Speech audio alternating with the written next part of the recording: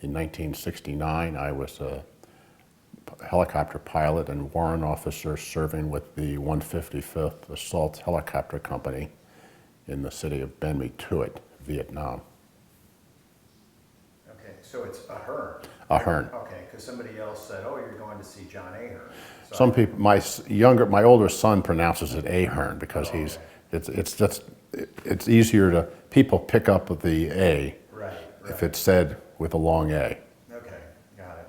Everybody's always doing something Right. goofy with cake or two, so I understand that. But well, let's start at the beginning and just tell me, what was going on in your life in 1968, 1969, how you got involved in the military and wound up in Vietnam. Okay, I was going to school in the late 60s. I was going to college part-time, working. The draft was heating up. I wound up going in the Army to go to flying school to fulfill an ambition I had to combine my engineering studies in college with flying. I spent most of 1968 in flying school. My wife and I got married in August that year. I graduated from Fort Rucker in the last 1968 class, 68 523, and wound up in Vietnam in early 1969. I do recall quite vividly that when I got to the battalion, the 10th Aviation Battalion, that had about 5 different units, the street info was that it was a great battalion as long as you did not go to the 155th Assault Helicopter Company. I wound up being there, and I recall when we got there that day, we were mortared, and that was my introduction to the 155th. Okay, so under fire from day one. Under fire from day one. Okay, and what is it that you were flying? I primarily was flying, I was assigned to the 1st Platoon flying H-model Hueys, which was what I predominantly flew in Vietnam. Okay, so a typical mission, what were you supplying? Were you evacuating people? Typical mission, we were providing helicopter support to the 5th Special Forces, which had a number of A-teams along the border, and we would alternate missions. In my view, we would alternate. One day we would be flying with the 5th Special Forces, another day flying non-Special Forces missions, and we just alternate day in and day out. And does that mean that, when you're with Special Forces, are you more likely to take fire, or does that matter? I probably never have analyzed it, but I think that yes, you probably were more likely to be taking fire, particularly if you were dropping off a reconnaissance team or picking up a reconnaissance team or possibly out on a combat assault. Okay. And tell me again, when did you arrive in Vietnam? I got there in March of '69. March, okay. Did you have a particular call sign that I may hear other people refer to? I wound up being, late in my tour, I was Stagecoach 1-1. Okay. Was there any significance to Stagecoach? Was that a certain type? Stagecoach, the 155th had 2 call signs. The 2 slick platoons flying H models, their call sign was Stagecoach. The gunship platoon were known as Falcons. Okay. And the slicks, what was the primary role of a slick? Resupply. It was bigger than the C model gunship. It was used for resupply, troop insertion. It could carry, I think, 8 fully armed infantry people. It could also be used for medevac. But I think resupply, troop insertion, troop extraction, and medevac missions. Okay. And was a slick then, was it armed? Did you have any guns? You had the crew chief and gunner each had a .60 caliber machine gun mounted on each side of the helicopter. Okay. And that was the effective gunfire from the individual H model. Okay. And when you flew resupply missions or you were bringing in troops and that, did additional gunships go with you, or did you just have your own? Yeah, if it was expected to be any form of hot mission, you would always have Falcon gunships with you. Okay.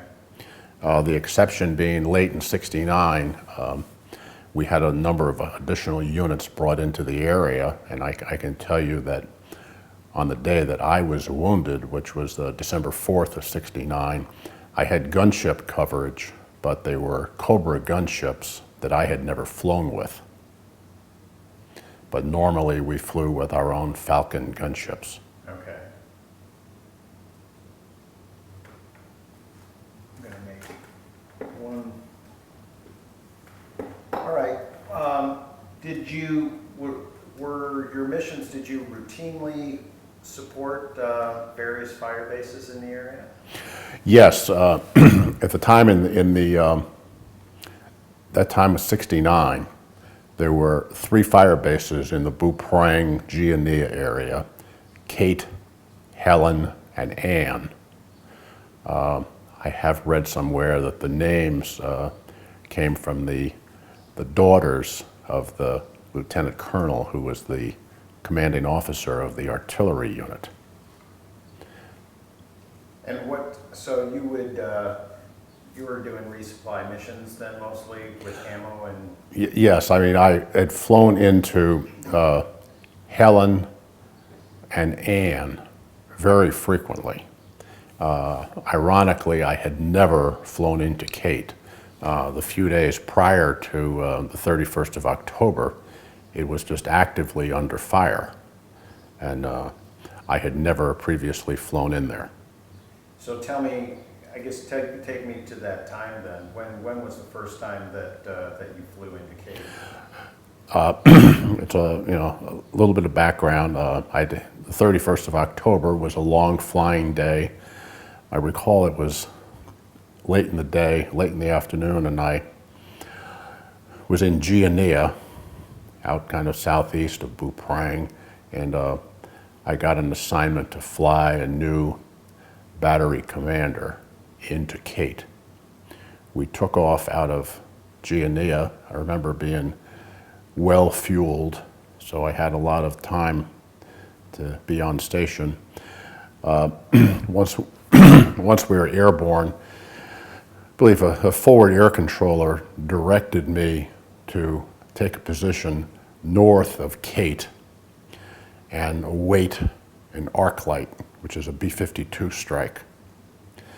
I flew to a position north of Kate, and I just sort of flew a racetrack pattern east and west for, I think, probably 20 to 30 minutes. And then all of a sudden, this arc light strikes, and it's called rolling thunder. You just had the earth just erupted from east to west along this ridge line south of Kate. It was just unbelievable to watch the reality of a B-52 strike.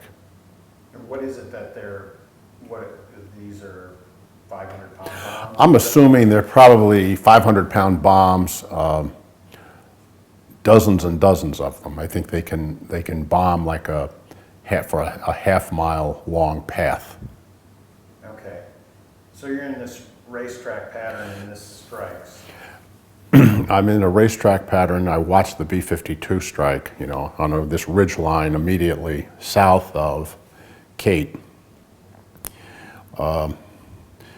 Forward air controller after that tells me that there'll be a Chinook flying a sling load into Kate.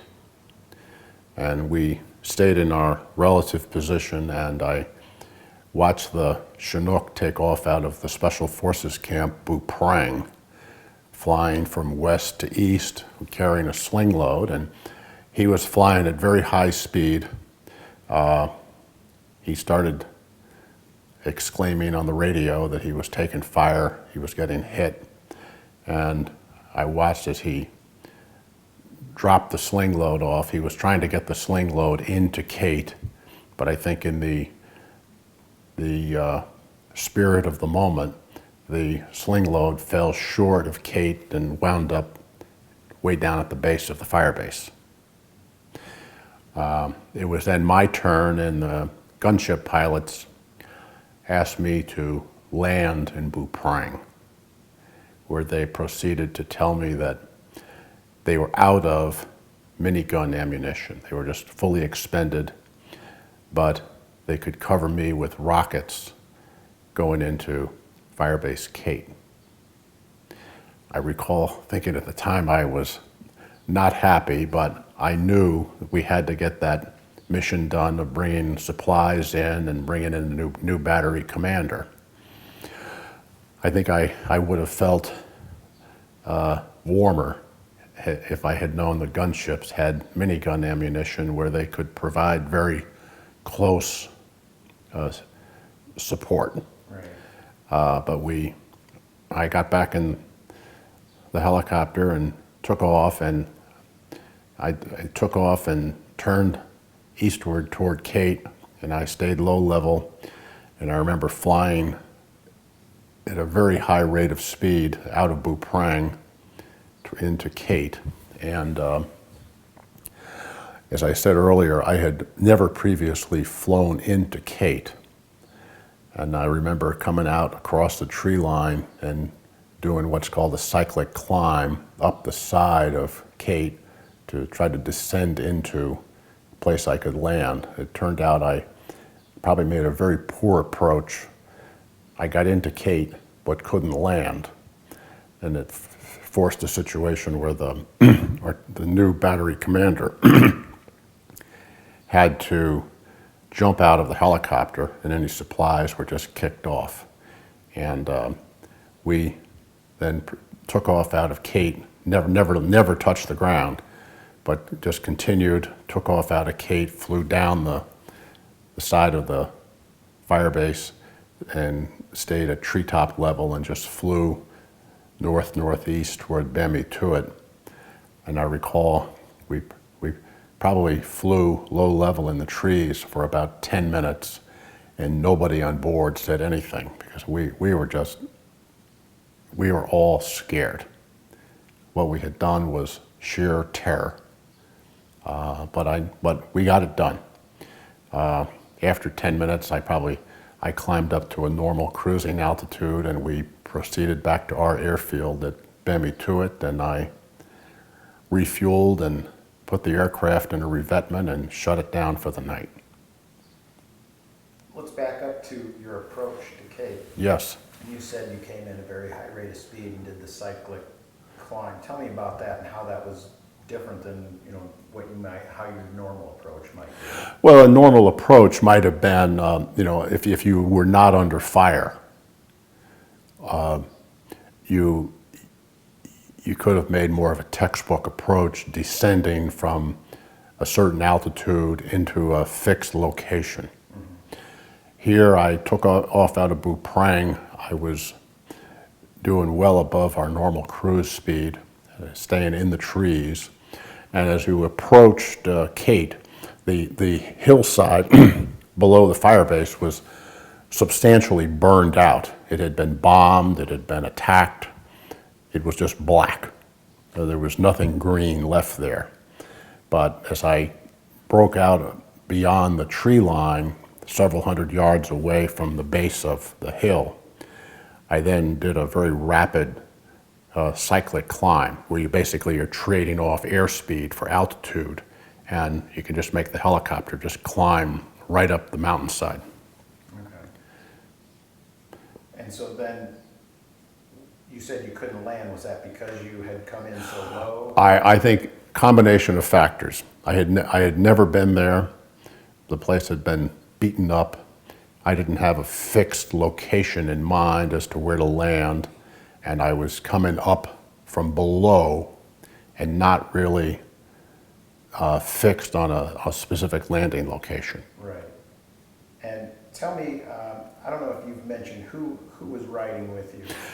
My co-pilot that day, my pilot was Marlon Johnson, who flew with me frequently, and he was subsequently killed in action on the 20th of April of 1970. and he had moved up to become an aircraft commander, and was killed when his aircraft was hit by a B-40 rocket in Cambodia. And who was it that jumped out?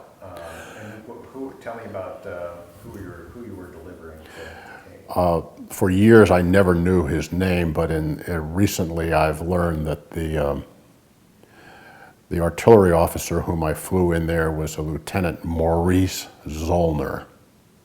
Maurice and I have spoken recently, and I found it eerie that he was able to recreate in himself so many of the things that we went through. And I felt as if he was standing in my shoes when he told me about awaiting the B-52 strike, watching the B-52 strike, watching the Chinook fly into Kate with a sling load and dropping it short, and then going into Buprang.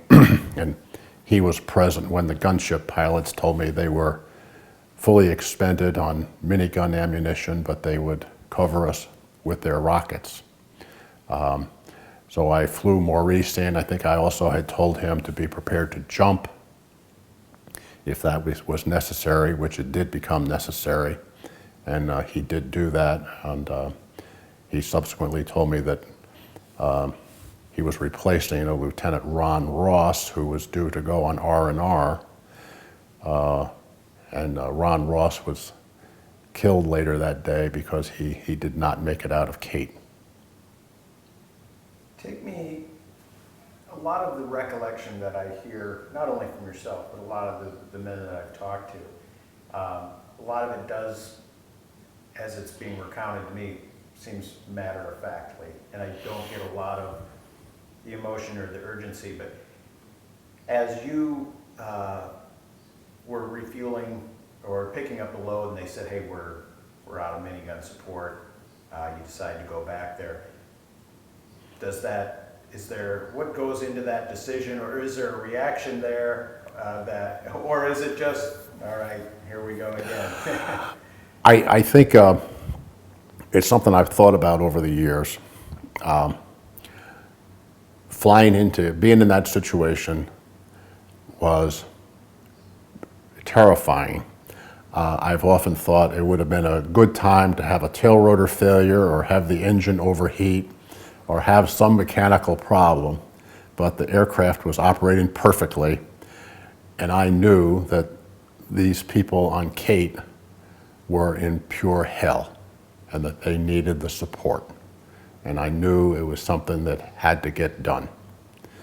And I have always considered that single mission was my single worst experience in Vietnam, in terms of it was pure terror, but I knew it had to get done.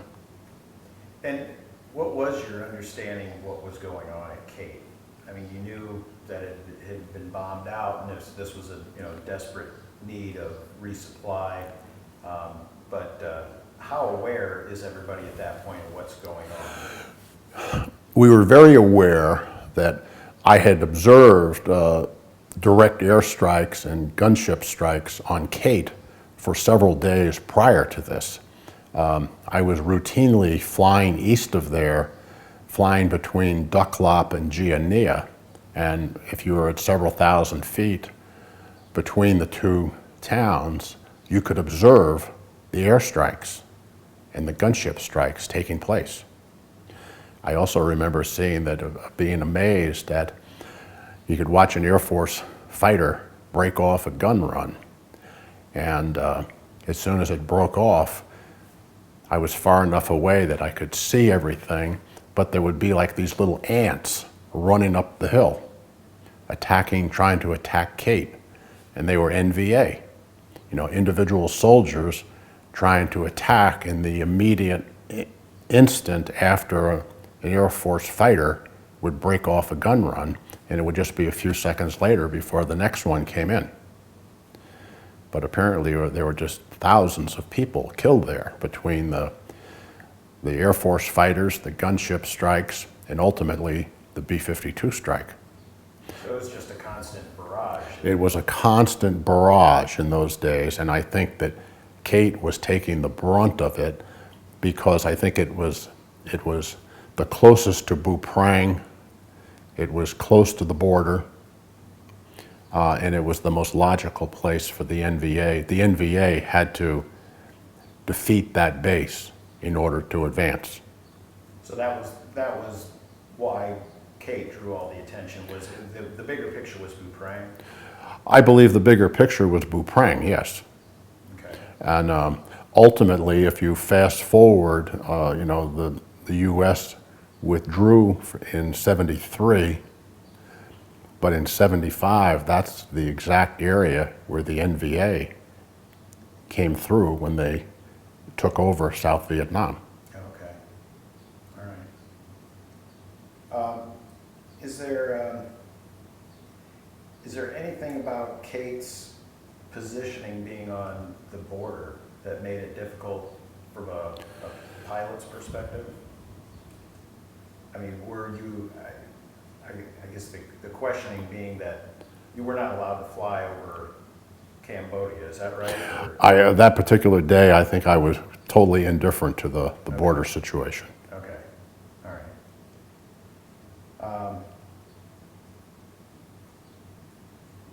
The border also was, very difficult to define. There was no barbed wire fence. There were some very poorly developed roads that kind of could have run along the border. But with the heavy vegetation, it was very hard to distinguish the border. Okay. Tell me who Dean Owen is and his role in this. Help me set that up a little bit. Dean Owen, in the second half of 1969, was the company commander of the 155th. He succeeded Bobby L. Moore, and Dean was very highly regarded, and in late '69, he basically had operational control of several other helicopter units. And I believe it was a critical resupply mission into Cape where he actually flew on that mission. Yes, I flew into Kate on the 31st of October, and I recall it was 2 days later that I found out that the battery commander had been killed, and I found out that 6 H models from the 155th had gone out there with Dean Owen flying the lead helicopter. And I did not know that at the time it was carried out. I got into our base late on the 31st of October. That mission was carried off in the middle of the night, and I was sleeping soundly. Okay, all right. At this point, I'm going to take a little. He continued flying all his life. He stayed in the Army National Guard or something, and he is overwhelmed with PTSD. It's like, holy God.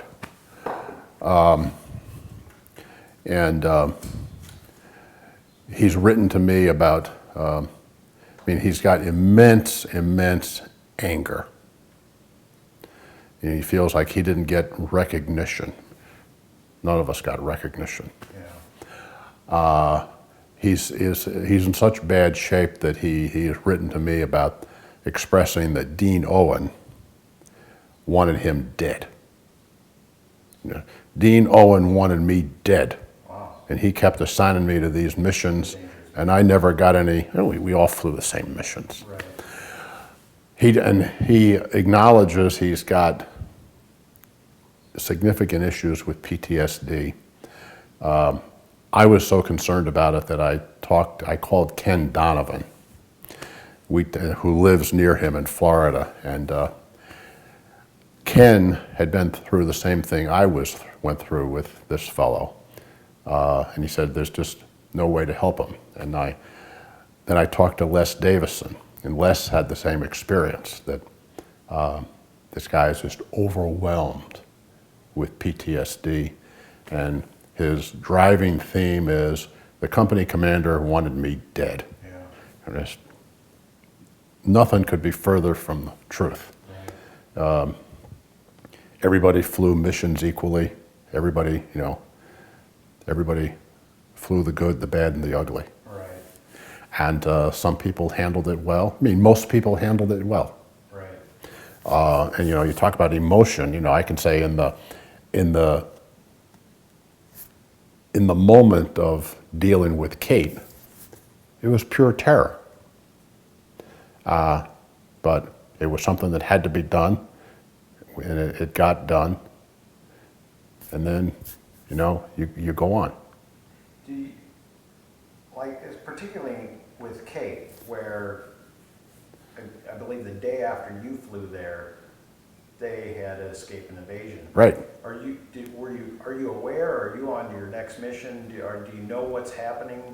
I heard, as I said, the next day, on the 1st of November, I don't think I heard anything, because I recall very vividly it was the second day. Maybe on the first I did hear that Dean Owen had gone out there with 6 H models. And then, but I recall vividly that the second day I heard that a battery commander had been killed. And I had assumed all these years that it was this fellow whom we subsequently identified as Ron Ross. And were you aware of the escape and evasion? I think I was aware of the escape and evasion, but we were on to other issues. We continued flying. The day before, I think maybe it was the 30th of October, one of a gunship that had been assigned, a gunship from the 48th Assault Helicopter Company that had been assigned to Dean Owen, had been shot down, and the entire crew was killed. Mm-hmm. And that had our attention. But you just went on to new missions. Right. There's been comments made that during the period of Vietnamization, that Kate, at least in one instance, was a base that was kind of caught in a political, I guess, middle ground, where the U.S. was trying to reduce its forces, hand things off to the South Vietnamese, and they were not yet ready to step up and commit, and so they were kind of left, to fend for themselves. I mean, I don't know who's aware of what at the time or afterwards, but I mean, any of that ring true to you, or anything about that? Yeah, I think we had the impression at the time that the South Vietnamese perhaps were reluctant fighters. The Montagnards, on the other hand, were fierce fighters. You could take the Montagnards out, and they were ready for bear. They would fight. And they were, what did they provide? Were they infantry that worked alongside? I think they were basically infantry and, kind of quasi special forces people. But they were very independent, tough fighters, willing to take on adversity. Okay. And you probably didn't have any contact with anyone on the ground at Cape, is that right? Or did you? Never.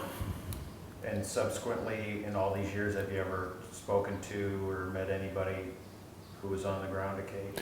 I've spoken with, I finally spoke with Bill Albrecht, who was the Special Forces captain in charge of the security force. We spoke for perhaps an hour. I've also recently spoken with Maurice Zollner, who is the individual whom I flew in to become the new battery commander. Other than the people that we've mentioned, any other key players that played a role in the air support of Cape that we haven't talked about? Or? No, well, I do believe, as I've suggested to you, that it would be very worthwhile to talk to Dean Owen. Dean, at the time, he was company commander. He was in a position of knowledge and responsibility to know what was going on in the area. Another person whom I do not know, I think we've communicated via email, is there's a Lieutenant Colonel Klaus Adams. Do you know that name? Yeah, I do know the name. He was actually on my list to talk to in Texas, but I had to cut the trip short, so he was the one who got dropped. Okay, but you know, I do not know him, but I would assume that, you know, to the extent he was the lieutenant colonel in charge of an artillery unit, that he would be worth talking to in regard to the artillery issues and all the adjoining fire bases. Right, okay. Is there any significance I should know about the fact that Dean Owen went out with those, he went out with 6 helicopters? Right. And he himself accompanied them? Was that rare, different, normal? Dean flew a great deal. I certainly don't know what motivated that, but I think, you know, he was the type of commanding officer that it was not surprising that with a mission of that type, he would be there. And I've always thought he did the right thing in leading a group to go out there. Okay. In the rest of your time in Vietnam, did you experience anything as intense as what you witnessed at Cape, or not so much? No, I think it was the rest of October. Well, that was the end of October, but November of '69, I was very busy flying.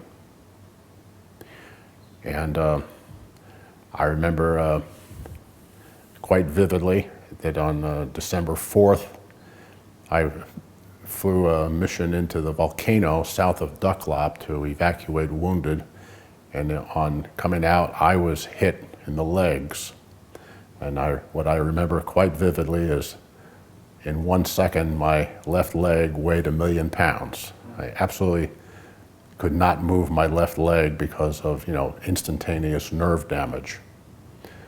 So that sticks out in my mind. But Were you shot down then? Or no, we just kept going. Okay, but you were piloting. Yeah, I was one of the pilots, and we just kept going, although I kept going with my 1,000,000-pound leg. Okay. And so then what was the result of that?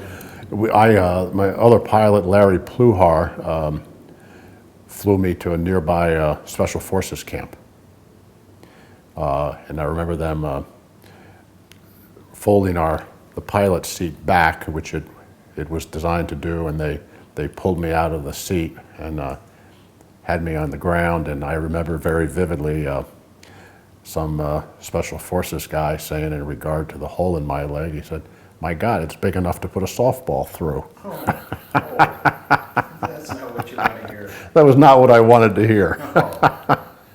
So then, did you recover from that? Yeah, I recovered from that. I was evacuated to Pleiku, and I was evacuated out of Vietnam on December 8th, which is my birthday, so I remember it. And then I wound up in a Navy hospital in New York City for a number of months, and I was promoted to CW2, and I was subsequently retired from the Army on disability.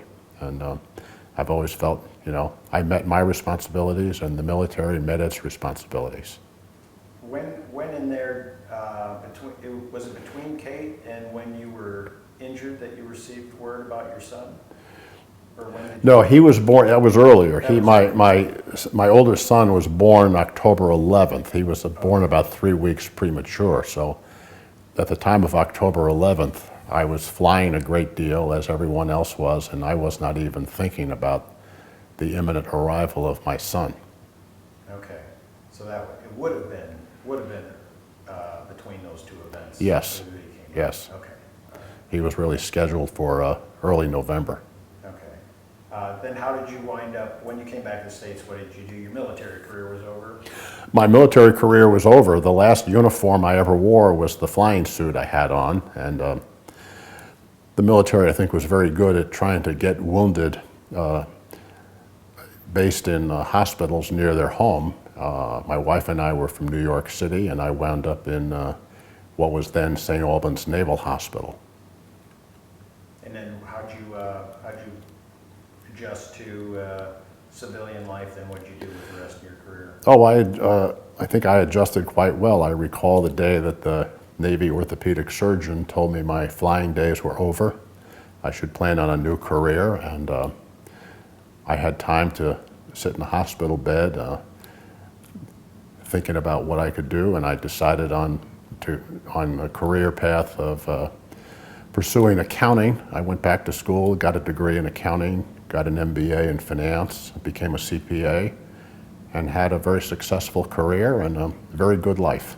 Great. Do you ever think back on those days in Vietnam? Does it come up in your thoughts, or is it just something that happened when you were young 20s? No, I think of it frequently. I was wounded very badly in the legs. I have a lot of muscle damage in my left leg. I see it every day. I feel it every day. And I look back on that experience as a profound experience in my life, and I know other people feel likewise. We were given a lot of responsibility. We carried it out well, and it really became sort of a foundation issue in my adult life.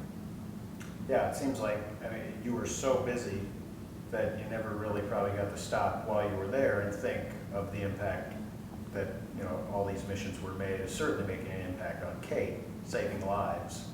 But I don't know. It seems like you're so busy that maybe that.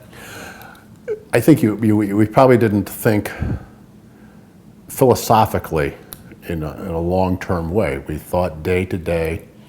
The 155th, I think, tried to carry out its missions well, and people were proud of the work they did.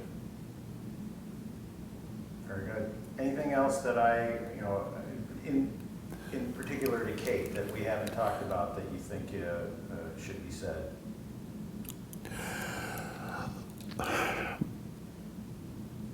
I think I understand intellectually that the artillery guys and the special forces guys were in a terrible, terrible situation. I watched from afar, as I said earlier, flying between Giania and Ducklop. You could watch the airstrikes, watch the gunship strikes. There was a lot going on there. And they should feel good about what they did. Very good. That's all I have for you. Okay. Thank you very much. Well, thank you. It's been a pleasure. Yeah, well, I really appreciate you participating. It makes my job a lot easier. I tend to put these together and allow